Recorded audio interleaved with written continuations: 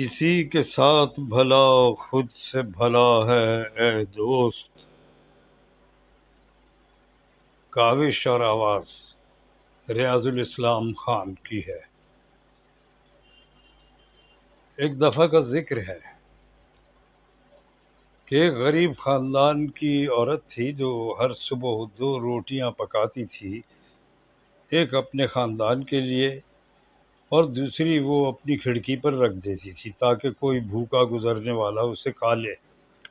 ہر روز جب وہ دوسری روٹی رکھتی، وہ اپنے بیٹے کے لیے دعا کرتی جو بہتر زندگی کی تلاش میں گھر سے نکل گیا تھا۔ مہینوں گزر گئے اور اسے اس کی کوئی خبر ہی نہیں ملی۔ پھر بھی وہ اس کی حفاظت اور واپسی کے لیے دعا کرتی رہی۔ وقت گزرنے کے ساتھ اس نے دیکھا کہ ایک ہی کبڑا آدمی ہر روز آتا ہے، اس کی کھڑکی سے روٹی لیتا ہے اور چلا جاتا ہے، لیکن اس کا شکریہ ادا کرنے کے بجائے وہ صرف ایک ہی جملہ بار بار کہتا: جو برائی آپ کرتے ہیں وہ آپ کے ساتھ رہتی ہے، جو اچھائی آپ کرتے ہیں وہ آپ کے پاس واپس آتی ہے۔ عورت کو غصہ آنے لگا۔ ہر روز وہ یہی کہتا ہے، اس کا کیا مطلب ہے؟ ایک صبح غصے اور اس کی ناشکری سے تنگ آ کر اس نے فیصلہ کیا کہ بس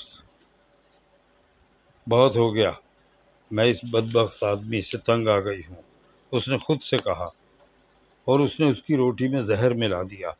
لیکن جب وہ اسے کھڑکی پر رکھنے لگی اس کے ہاتھ کانپنے لگے۔ میں کیا کر رہی ہوں؟ اس نے سوچا۔ خود سے خوفزدہ ہو کر اس نے زہر آلود روٹی کو آگ میں پھینک دیا، ایک نئی روٹی پکائی اور اسے ہمیشہ کی طرح باہر رکھ دیا۔ اس دوپہر کبڑا آدمی آیا، روٹی لی اور جانے سے پہلے وہی جملہ کہا: جو برائی آپ کرتے ہیں وہ آپ کے ساتھ رہتی ہے، جو اچھائی آپ کرتے ہیں وہ آپ کے پاس واپس آتی ہے۔ اسے معلوم نہیں تھا کہ وہ موت سے کتنا قریب تھا۔ یہ اس کے الفاظ کتنی جلد ثابت ہونے والے تھے۔ اس شام دروازے پر دستک ہوئی۔ جب عورت نے دروازہ کھولا، وہ سن ہو گئی۔ وہاں اس کا بیٹا کھڑا تھا۔